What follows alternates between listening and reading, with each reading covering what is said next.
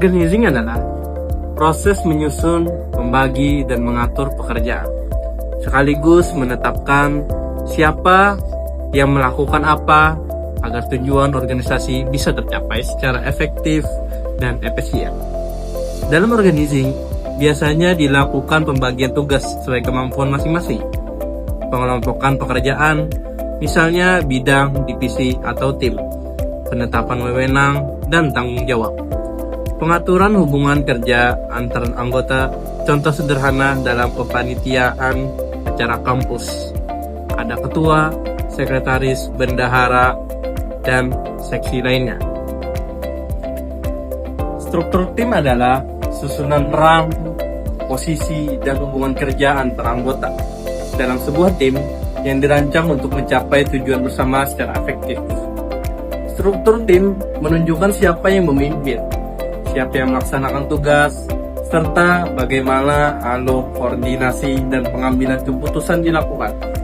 Umumnya, struktur tim terdiri dari ketua atau koordinator, wakil, sekretaris, bendahara, dan anggota dengan tugas-tugas masing-masing. Dengan struktur tim yang jelas, pembagian tugas menjadi lebih teratur, komunikasi lebih lancar, dan tanggung jawab setiap anggota dapat dijalankan secara optimal. Nah, selanjutnya ada delegasi wewenang, yaitu ketua ngasih tugas ke anggota tim, tetapi ia tetap bertanggung jawab dengan hasil akhirnya. Nah, delegasi yang baik itu tugasnya jelas, wewenangnya sesuai, dan ada laporan perkembangannya.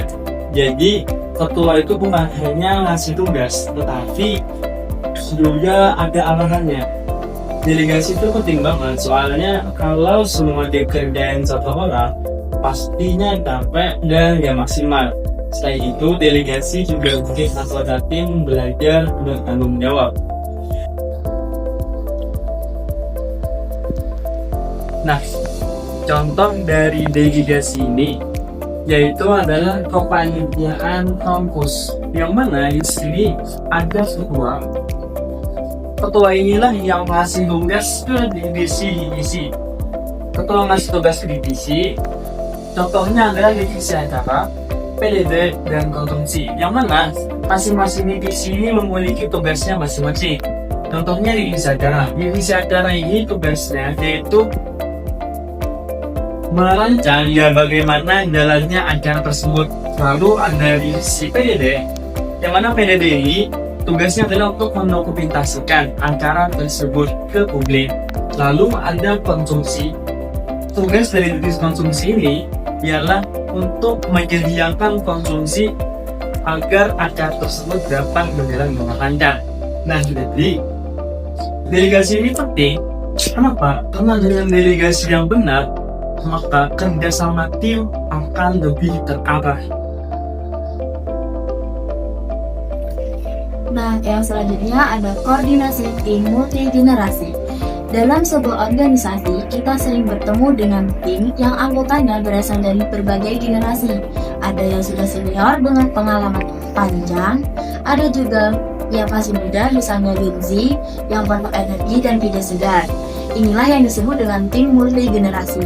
Perbedaan usia dan karakter sebenarnya adalah aset yang sangat berharga. Senior biasanya punya kebijaksanaan, pengalaman, dan cara pandang yang matang. Sementara generasi muda sering membawakan semangat baru, kreativitas, dan keberanian untuk mencoba hal-hal yang berbeda. Jika digabungkan, tim multigenerasi bisa menghasilkan keputusan yang lebih seimbang dan inovatif.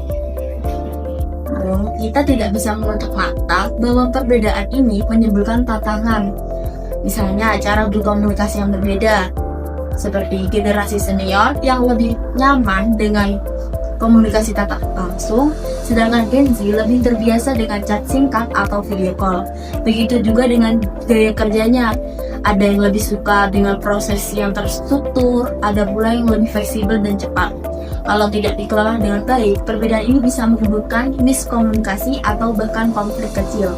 Di sini, koordinasi menjadi kunci. Koordinasi bisa dilakukan lewat rapat rutin yang terjadwal, sehingga semua anggota tim punya kesempatan untuk menyampaikan pendapatnya. Diskusi terbuka juga penting agar setiap orang merasakan suaranya didengar. Selain itu, memanfaatkan teknologi seperti grup chat atau platform kolaborasi bisa membantu menjaga komunikasi tetap lancar, terutama bagi tim yang sibuk atau bekerja dengan jarak jauh. Yang penting dalam koordinasi adalah sikap saling menghargai. Jangan merasa paling benar sendiri dan jangan meremehkan kerja orang lain. Ingat bahwa setiap generasi membawa nilai dan kontribusi yang berbeda. Dengan saling menghargai, kita bisa membangun kepercayaan, memperkuat kerjasama, dan menciptakan situasi tim yang positif. Kalau koordinasi berjalan dengan baik, perbedaan justru menjadi kekuatan. Tim multigenerasi bisa lebih kaya ide, lebih tangguh menghadapi tantangan, dan lebih siap beradaptasi dengan perubahan. Pada akhirnya, keberagaman bukanlah penghalang, melainkan modal untuk mencapai tujuan bersama. Selanjutnya, kita akan menjelaskan tentang contoh sederhana dari kepanitiaan, yaitu panitia kampus. Nah, di struktur kepanitiaan itu pasti akan ada pembagian divisinya. Contoh divisinya ialah 1. Acara, 2. PDD, dan 3. Konsumsi, dan seterusnya. Nah, jadi ketua itu mengatur keseluruhan acara dan mendelegasikan tugas-tugas itu kepada tiap-tiap per divisi. Divisi acara yaitu mengurus rundown dan pemateri. Terus yang kedua, divisi PDD ialah mempublikasikan atau memoto atau merekam setiap kegiatan yang ada di acara tersebut. Terus yang ketiga ialah divisi konsumsi, yakni menyediakan atau mempersiapkan konsumsi untuk pemateri, tamu-tamu undangan, dan seluruhnya. Nah, jadi setiap divisi itu nanti akan melaporkan seluruh hasil kinerja mereka kepada ketua melalui rapat atau di grup WA. Dengan struktur dan koordinasi yang jelas, maka acara tersebut akan bisa terjalan dengan aman, lancar, dan seterusnya. Nah, dari beberapa penjelasan tadi teman-teman, organizing dan struktur tim itu memiliki beberapa manfaat, mulai dari kerja tim lebih rapi, tugas-tugas lebih jelas, serta anggota tim akan lebih bertanggung jawab kepada tugas mereka masing-masing.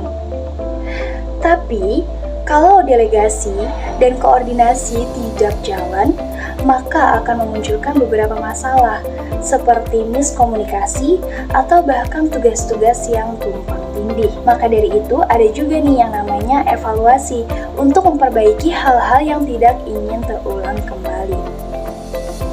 Dalam Islam, organizing itu diajarkan melalui nilai-nilai keislaman seperti nilai-nilai amanah, nilai-nilai kejujuran, bermusyawarah, hingga bertanggung jawab kepada diri kita sendiri.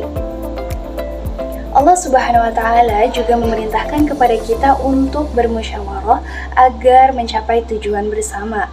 Rasulullah SAW pun mengajarkan umatnya bahwa setiap orang itu adalah pemimpin dan setiap pemimpin akan dimintai pertanggungjawaban.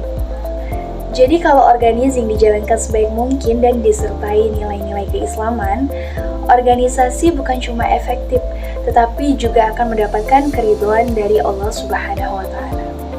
Sekian dari kami. Wassalamualaikum warahmatullahi wabarakatuh.